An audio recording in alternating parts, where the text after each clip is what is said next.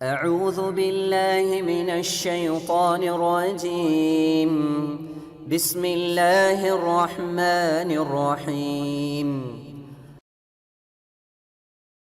தமிழ்நாடு தௌஹீத் ஜமாத் வழங்கும் மக்கள் மேடை என்ற இந்த நிகழ்ச்சியில் நபி வழி திருமணத்திற்கு தடையாக இருப்ப பெரிதும் காரணம் பெற்றோர்களா பிள்ளைகளா என்பது குறித்த விவாதங்களை நாம் செய்து வருகிறோம். நிறைய கருத்துக்கள் சொல்லியிருக்கிறார்கள் இரண்டு தரப்பிலையும்.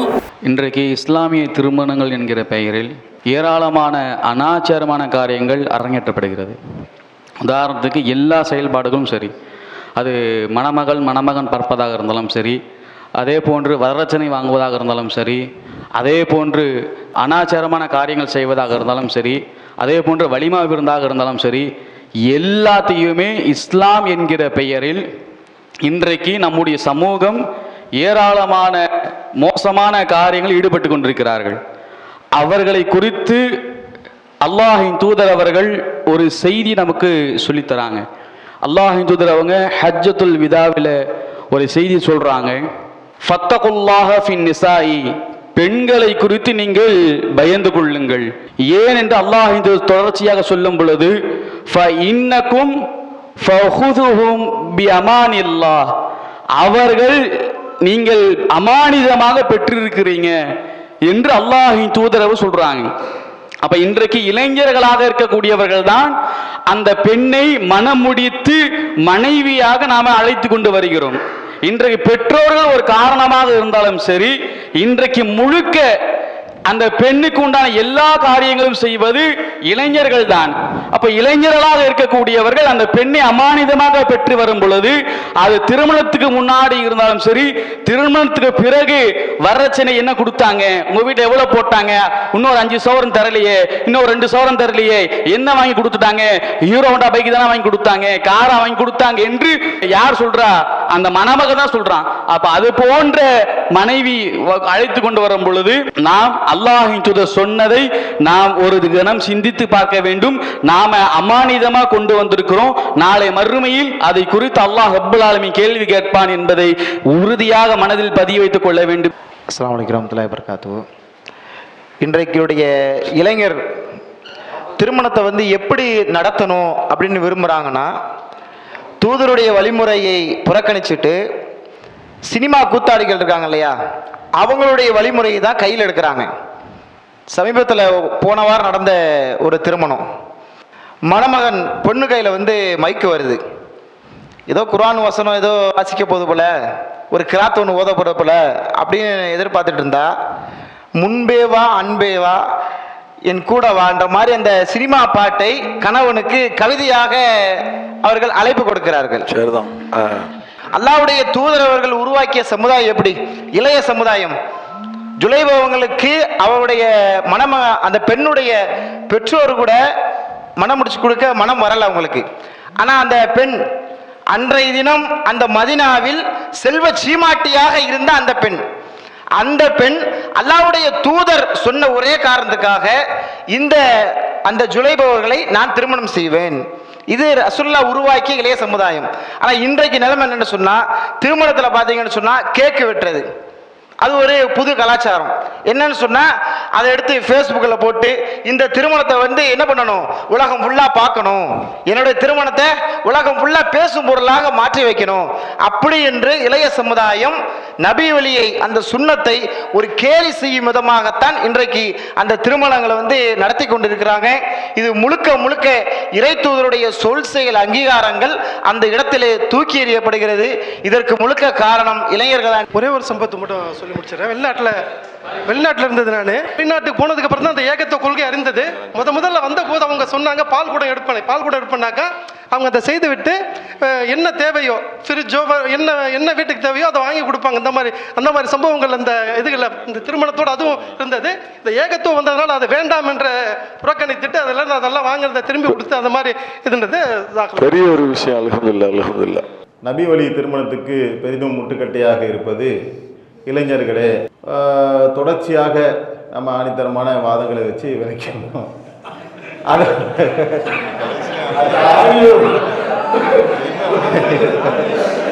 திருப்பி நபி வழி திருமணத்திற்கு பெரிதும் தடையாக இருப்பது இளைஞர்களே என்ற எங்களுடைய கருத்துக்களை பல மட்டங்களில் நாங்கள் வச்சோம். அதில் நம்ம எடுத்து வைத்த பல ஆதாரங்கள், இளைஞர்கள் எப்படியெல்லாம் வந்து அந்த நபி வழி திருமணத்துக்கு மாற்றமாக நடக்கின்றார்கள் என்பதை ஒவ்வொன்றாக நாம் வந்து பட்டியலிட்ட பின்னாடி அதுக்கு பதில் சொல்கிறன்ற பேரில் என்ன செய்கிறாங்கனாக்கா சில கருத்துக்களை வைக்கிறாங்க. அவங்க உரிமை இருக்குது, தப்பு கிடையாது. என்ன கருத்தை சொல்கிறாங்கனாக்கா, கருத்தை ஆரம்பத்திலேருந்து என்ன கருத்தை சொல்லிட்டு வந்தாங்கனாக்கா, நம்ம நபி வழி திருமணத்திற்கு பெரிதும் முட்டுக்கட்டையாக இருப்பவர்கள் பெற்றோர்களே அப்படின்னு சொல்லி காலையிலிருந்து என்ன செய்கிறாங்கனாக்கா பேசிக்கிட்டே வந்தாங்க. ஒரு சாரார் என்ன சொன்னாங்கனாக்கா முட்டுக்கட்டையாக வந்து இருக்கிறாங்க அப்படின்னாங்க, ஒருத்தவங்க பாறாங்கல்லாம் இருக்கிறாங்கன்னாங்க, ஒருத்தவங்க வந்து இது அவங்களுடைய கடமை அப்படின்னாங்க. இப்படி பல கட்டங்களாக வந்து பேசுனாங்க. தப்பு கிடையாது, அவங்க கருத்துக்களை வலியுறுத்தி சொல்வதற்காக சொல்லிட்டு அதில் என்ன வாதங்களை எடுத்து வைத்தார்கள் என்று சொன்னால், அந்த வரதட்சணை வாங்குவது யாரு, விதத்தான காரியங்களை செய்வது யாரு, அனாச்சாரமான காரியங்களை செய்வது யாரு, எல்லாருமே பெற்றோர்கள் தான் பெற்றோர்கள் தான் பெற்றோர்கள் தான் சொல்லி காலையிலிருந்து வாதங்களை வந்து வலுவாக எடுத்து வைக்கிற மாதிரி வச்சுட்டு, இல்லை இளைஞர்கள் தான் நம்ம எடுத்து வச்சதுக்கு பின்னாடி என்ன செய்கிறாங்கன்னா, இளைஞர்கள் தான் நம்ம அது அது ஒரு நல்ல ஒரு கருத்தாக உருவாகிய பின்னாடி என்ன செய்கிறாங்கன்னா, பெற்றோர்கள் வந்து உபதேசம் பண்ணணும் இளைஞர்களுக்கு. எப்படி உபதேசம் பண்ணுவாங்கன்னு கேட்குறேன். பெற்றோர்கள் தான் முட்டுக்கட்டையாக இருக்கிறாங்க, பாறாங்கல்லாம் இருக்கிறாங்க, அவங்க தான் பிதத்தை அனாச்சாரம் பண்ணுறாங்க, அவங்க தான் வழிகேட்டில் இருக்கிறாங்க, அவங்க தான் நபி வழிக்கு மாற்றமாக நடக்கிறாங்க, அவங்க தான் குர்ஆன் ஹதீஸ்க்கு மாற்றமாக நடக்கிறாங்க என்ற ஒரு கருத்தையும் சொல்லிக்கிட்டு, அப்புறம் அந்த பெற்றவங்க எப்படி பிள்ளைங்களுக்கு வழிகாட்டுவாங்க? வழிகாட்ட முடியுமா? உங்களை தான் கேட்குறேன். வழிகாட்டலாமா? எப்படி? அவங்க தான் அதில் உடன்பட்டு இருக்கிறாங்கல்ல. உடன்பட்டு இருந்தாலும் நல்ல நல்ல பெற்றோர்கள் இருக்காங்கல்ல. நல்ல பெற்றோர்களே இல்லைங்கிறது அவங்க வாதம். நாங்க வந்து நல்ல பெற்றோர்கள் இருக்கிறாங்க, நாங்க ஒத்துக்கிறோம். அவங்க என்ன சொல்றாங்கன்னா, பெற்றோர்கள் தான் இந்த நபி வழி திருமணத்திற்கு வந்து நேர் எதிராக இருக்கிறாங்க, நாங்க வந்து இளைஞர்களுக்கு தான் சொல்றாங்க, நல்ல பெற்றோர்கள் இருக்காங்கன்னு நாங்க ஆதரிச்சுக்கிறோம். அவங்க என்ன கருத்தை எடுத்து வைக்கிறாங்கன்னாக்கா, தலைப்பின் அடிப்படையில் பெற்றோர்கள் தான் காரணம் சொல்லிட்டு, இப்ப இந்த பெற்றோர்கள் எப்படி இளைஞர்களுக்கு வழிகாட்டுவாங்க? அவங்களே வரதட்சணை வாங்கிக்குவாங்க, அவங்களே ஆடம்பரமா எல்லாம் பண்ணிட்டு, நீ ஆடம்பரமா பண்ணாத, நீ அனாச்சாரம் பண்ணாத சொல்ற தார்மீக உரிமை பெற்றோர்களுக்கு வருமா? அதுல ஆதாரம் வேற என்ன காட்டுறாங்கன்னா, என் மகள் பாத்திமா திருநாள் கையை வெட்டுவேன், இதுக்கு ஆதாரம் ஆகுமா? அப்ப அனாச்சாரம் பண்ண பெற்றோர்கள் ஏதாவது ஆதாரமா காட்டுவாங்க? அப்ப வந்து நம்ம தெளிவாக என்ன எடுத்து வச்சிருக்கோம் சொன்னா, இளைஞர்கள் தான் வந்து அந்த வழிகேட்டுக்கு காரணம் அப்படிங்கிறத ஆதாரபூர்வமாக நடப்புல என்ன நடந்துகிட்டு இருக்குங்கிறத எடுத்து சொல்லி, தீமைகளுக்கு வந்து அவங்க உடந்தையாக இருக்கிறாங்க அப்படிங்கிறத பல நிகழ்வுகள் மூலமாக தெளிவாக நாம் வந்து விளக்கியிருக்கோம். மொத்தமாக நம்ம சமுதாயத்துக்கு என்ன சொல்ல வரும் என்று சொன்னால், மார்க்கத்தை ஏற்றுக்கொண்டிருக்கக்கூடிய ஒரு இறை நம்பிக்கையாளர் அவர் தன்னுடைய வாழ்க்கையில எதை வாழ்வியலாக கொள்ள வேண்டும் என்று சொன்னால், தனக்கு பல விதமான சுய விருப்பு இருக்கும். ஒரு இளைஞனாக இருந்தாலும் சரி, பெற்றோர்களாக இருந்தாலும் சரி, அவங்களுக்குன்னு பலவிதமான கற்பனைகள், சுய விருப்பு வெறுப்புகள் இருக்கும். அதையெல்லாம் தூக்கி மூட்டை கட்டி விட்டு, அல்லாஹ்வுடைய வார்த்தை என்ன, அல்லாஹ்வுடைய தூதருடைய வார்த்தை என்ன அப்படிங்கிறத மட்டும் பார்க்கிறதுக்கு பேர் தான் ஈமான் கொள்வது. லா இலாஹ இல்லல்லாஹ் முஹம்மது ரசூலுல்லாஹ் என்று சொன்னால், வணக்கத்துக்கு தகுதியானவன், நான் கட்டுப்படுவதற்கு தகுதியானவன் அல்லாஹ்வை தவிர வேறு யாரும் இல்லை அப்படிங்கிற அந்த ஒரு சிஸ்டத்தை ஏத்துக்கிட்டோம் சொன்னாக்கா, வாழ்க்கையில் இருக்கக்கூடிய எல்லாத்துக்குமே எப்படி பிரிக்கிறாங்கன்னு சொன்னா, வணக்க வழிபாடுகள் மட்டும் வந்து அதை அல்லாவும் தூதரும் சொல்லுவாங்க, தொழுகையை பத்தி பேசுவாங்க, நோன்பை பத்தி பேசுவாங்க, ஹஜ்ஜை பத்தி பேசுவாங்க, மற்றதெல்லாம் நம்ம இஷ்டத்துக்கு பண்ணிக்கலாம்னு சொல்லி இஸ்லாமிய சமுதாயம் நினைக்கிறாங்க. அப்படி கிடையாது. வணக்க வழிபாடும் வாழ்வியலும் ரெண்டு பத்தியும் இஸ்லாம் பேசுது, குர்ஆன் பேசுது, அல்லாஹ்வுடைய தூதர் பேசி இருக்கிறாங்க. அப்படி மொத்த வாழ்வியலும் பத்தி பேசின இஸ்லாம் திருமணம் எப்படி செய்ய வேண்டும் அப்படிங்கிறதையும் பேசியிருக்கு.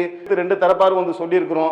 இதை ஏற்றுக்கொண்டு ஈமான் கொண்டிருக்கக்கூடியவர்கள் தன்னுடைய வாழ்வியலில இந்த இஸ்லாத்தை கடைபிடிக்குமாறு கேட்டுக்கொண்டு எங்களுடைய உரையை நிறைவு செய்கின்றோம். சரி, அடுத்ததாக முகமது அவர்கள் இந்த நிகழ்ச்சியின் மூலமாக இப்போ எதிரணியில் இருக்கக்கூடிய சகோதரர்கள் அவங்க நிறைய கருத்துக்கள் சொல்லியிருக்கிறாங்க, நிறைய ஆழமான கருத்துக்கள் சொல்லியிருக்கிறாங்க. அதை நாம் ஏற்றுக்கொள்கிறோம், அதில் நமக்கு எந்த சிக்கலும் கிடையாது. ஆனால் இந்த நிகழ்ச்சியின் மூலமாக பொதுமக்களுக்கு பல செய்திகளை நம்ம சொல்லணும்னு ஆசைப்படுறோம். பெற்றோர்கள், அதாவது ஆடம்பர திருமணம், பிதுஅத்து திருமணம், வரதட்சணை திருமணம், இது மாதிரியான திருமணங்களுக்கு வந்து பெற்றோர்கள் அதிக பங்கு வகிக்கிறார்கள், தடை கற்களாக இருக்கிறார்கள். அதுதான் முக்கியமான இந்த நிகழ்ச்சியினுடைய ஒரு அம்சமா இருக்குது. இப்போ வந்து திருமண விஷயத்துல விருந்துக்கு போகலன்னு வைங்களேன், ஜென்ம பகையா எடுத்துக்கிடுறாங்க. திருமண விஷயத்துல என்னெல்லாம் நடக்குன்னு பாருங்க, சுருக்கமா சொல்றேன். இந்த ஜென்ம பகையை எடுத்துக்கிடுவாங்க. எந்த அளவுக்கு ஜென்ம பகையை எடுத்துக்கிடுவாங்கன்னா பழி தீப்பாங்க.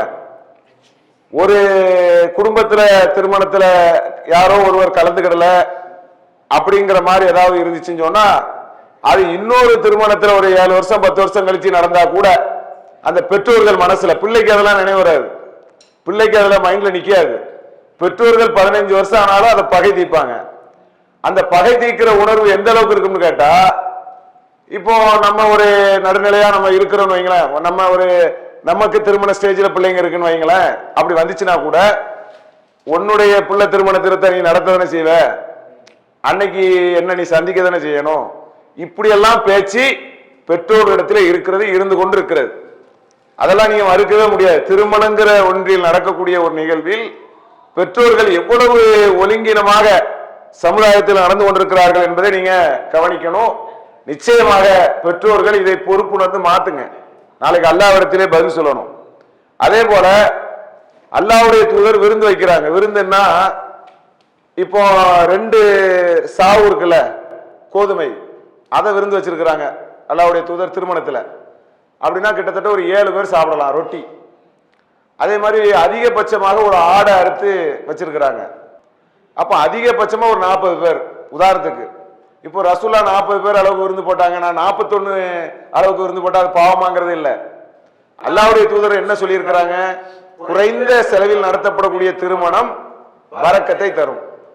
அப்ப ரசூல்லாவுடைய வாழ்க்கையில திருமணம் என்பது அவங்களுடைய சகாபாக்கள் அடையாளத்துக்கு செஞ்சதுதான்.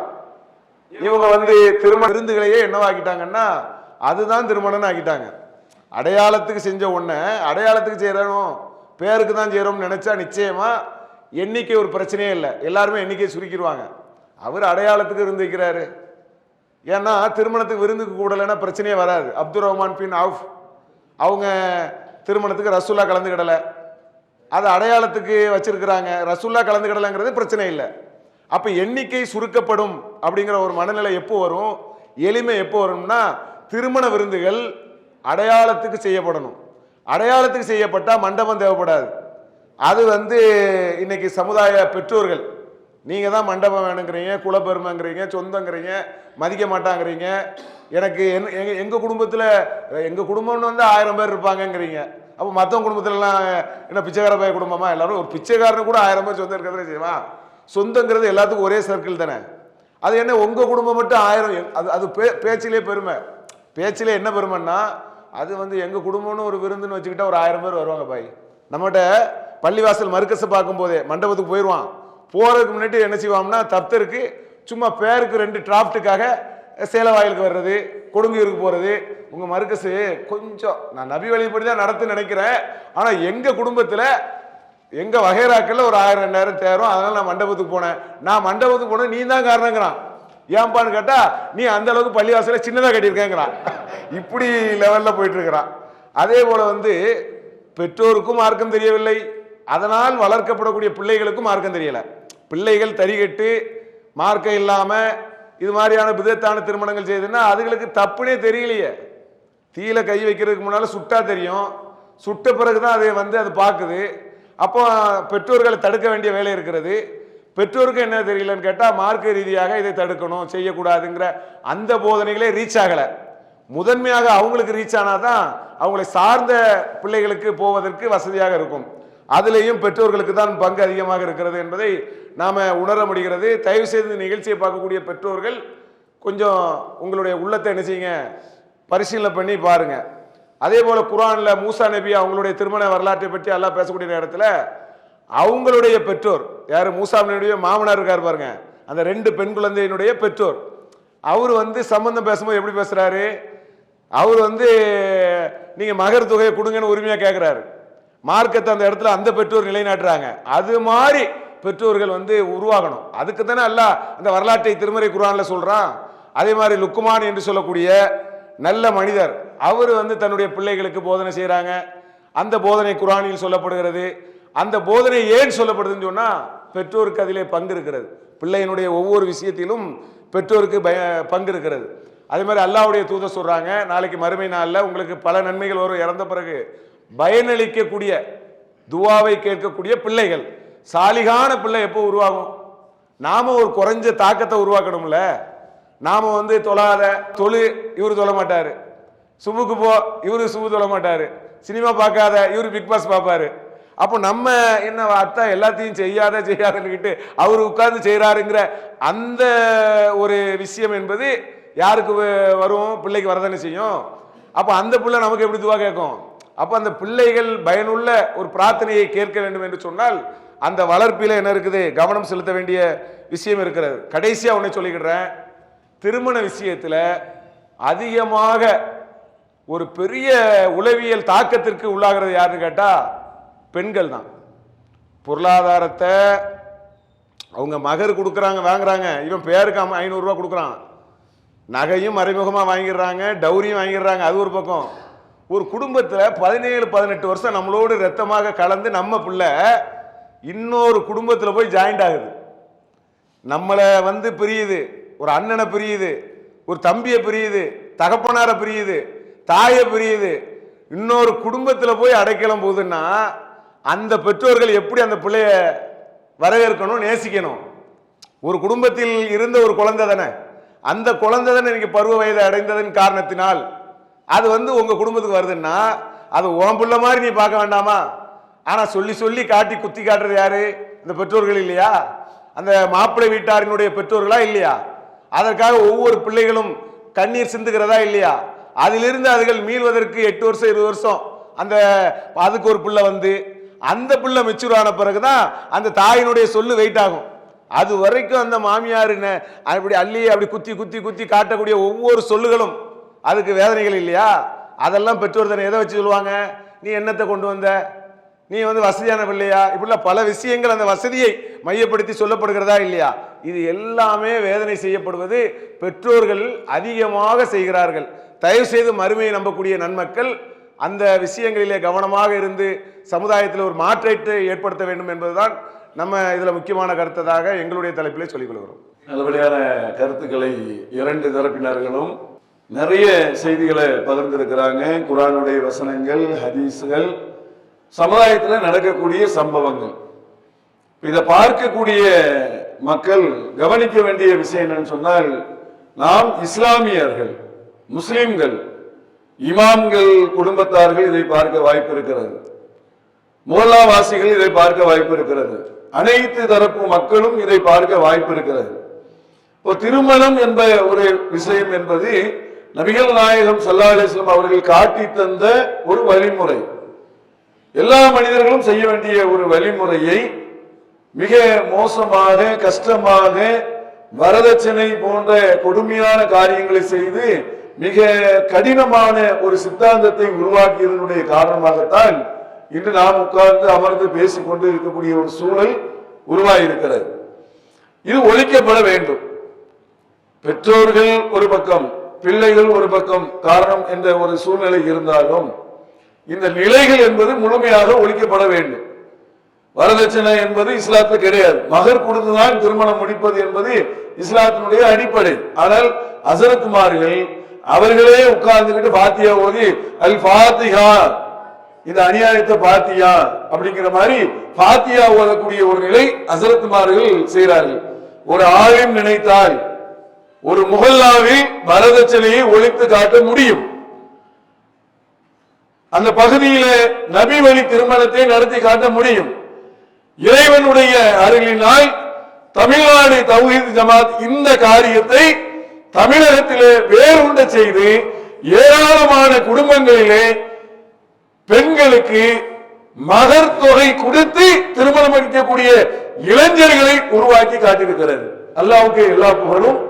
ஏராளமான குமர்கள் இன்றைக்கு கரையேற்றப்பட்டிருக்கிறார்கள்.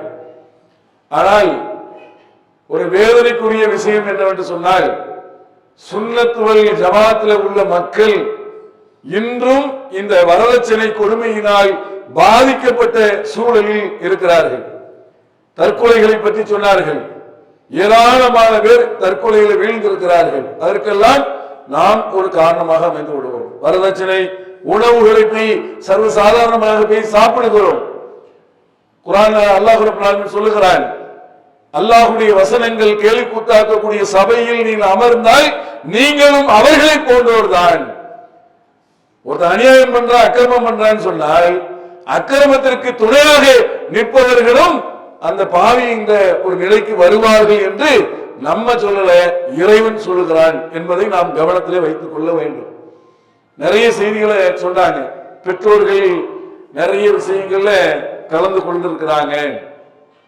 ஒரு திருமண பெண் பார்க்கிற விஷயமா இருந்தாலும் பெற்றோர்கள் அவர்களுடைய பங்களிப்பு அதிகமாக இருக்கிறது.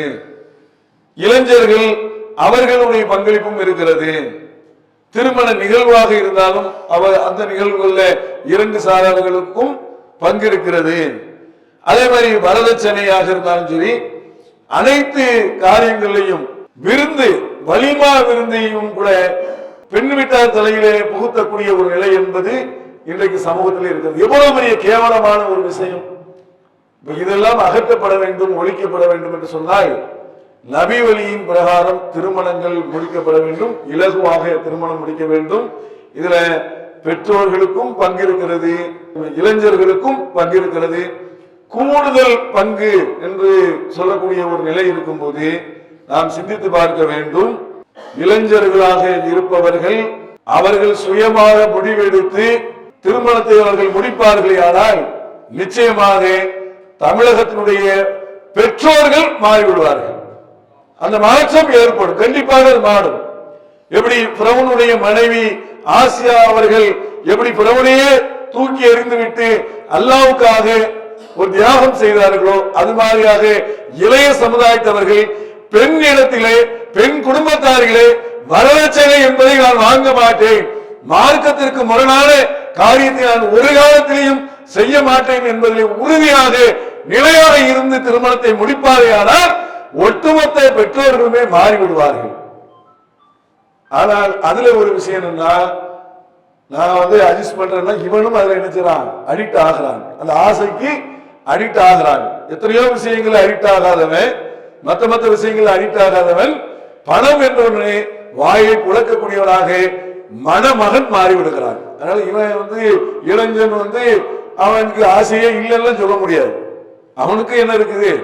பணத்து மேல ஆசை, நகை, வீடு, வாசல் எல்லாம் வந்தால் நல்லா இருக்குன்னு அவன் ஆசைப்படுகிறான். ஆனா அந்த இளைஞன் அந்த கடமையை அவன் செய்ய வேண்டும். அதைத்தான் மூசா அலைஹிஸ்ஸலாம் அவர்கள் செய்தார்கள். இளைஞராக இருக்கும்போது அவர்கள் செய்தார்கள், நபி தோழர்கள் செய்தார்கள், நபிகள் நாயகம் ஸல்லல்லாஹு அலைஹி வஸல்லம் வழிகாட்டினார்கள் என்பதை இளைய சமுதாயம் அதை கையில் எடுக்க வேண்டும். பெற்றோர்கள் காரணமான காரணம்தான், பெற்றோர்களுக்கு அதுக்கு பங்கே இல்லைன்னா கிடையாது, தெளிவான பங்குகள் இருக்கிறது. இன்னும் சொல்ல போனால் ஏராளமான வீடுகளிலே பெற்றோர்கள் தான் இதை முழுமையாக பேசி முடிக்கிறார்கள்.